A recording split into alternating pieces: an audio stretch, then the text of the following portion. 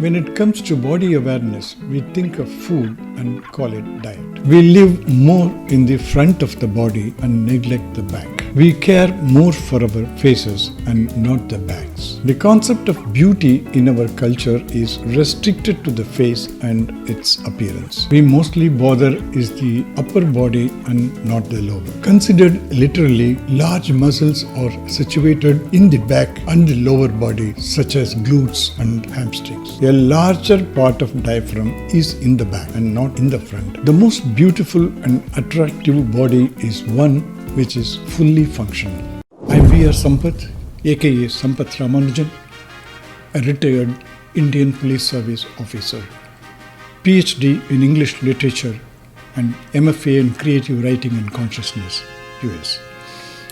Come, subscribe to my Absurd Conversations channel. Click the buttons to like, share and get notified. Comment and keep watching.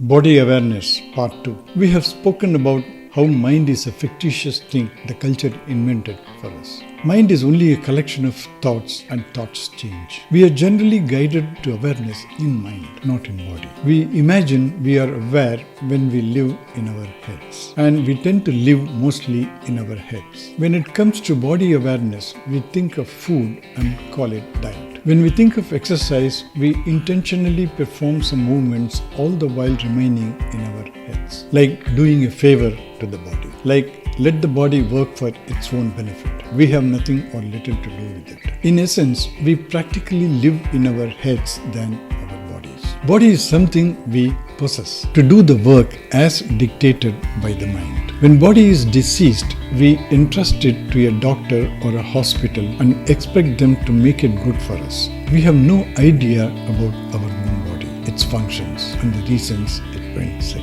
This is body unawareness to the extreme. Even under ordinary circumstances, we are only aware of parts of our body in isolation. For instance, we live more in the front of the body and neglect the back. We eat in the front, talk and present in the front. We apply makeup. We care more for our faces and not the backs. He turned his back on someone, they say. Showing the back is dishonorable in warfare. Coming in through the back door is not good, and so forth. Another part we mostly bother is the upper body and not the lower. We just cover the lower and forget about it until it bothers us. If you observe the feet of many people, you will see unkempt and uncut nails and dirty. The shoe or slipper is generally worn out and dirty. The feet and the socks smell bad. The back of the heel is white with unscrubbed dead skin cells. So if you combine the neglected back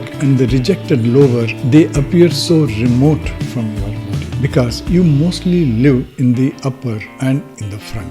Body mindfulness is that you own the body as a whole and inhabit it entirely. You live every inch of your body. But unfortunately, high concepts in the head prevent you from doing this. Higher consciousness beckons us from above, tells you body is impermanent. Adding another dimension to our body and consciousness is it's always the front, the upper and the higher. What are neglected are the lower, the back and the beneath. No wonder they come to haunt us sooner than later. Life becomes back-breaking, so to say, literally. Or it pulls the rag from beneath or the earth sinks beneath your feet. Considered literally, large muscles are situated in the back and the lower body, such as glutes and hamstrings. This is to show you how important it is to work these muscles to keep fit.